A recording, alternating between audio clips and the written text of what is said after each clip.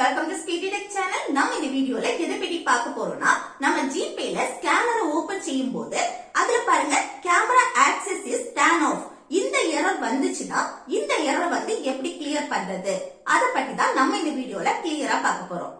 Okay friends, நம்ம சேனலை first time பாக்குறீங்கன்னா சப்ஸ்கிரைப் பண்ணி கூடவே இருக்க பெல் ஐகானை கிளிக் செய்து ஆல் ஆப்ஷன் எனேபிள் பண்ணுங்க.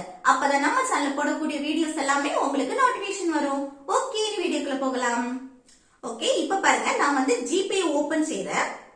இதுல ஸ்கேனரை ஓபன் செய்யும் போது camera access is turn of இந்த மாதிரி வருது பாருங்க. இந்த எரரை வந்து எப்படி கிளியர் பண்றதுன்னா, இதுல கீழே இருக்க டர்ன் ஆன் இன் செட்டிங்ஸ் இத வந்து கிளிக் செய்யுங்க.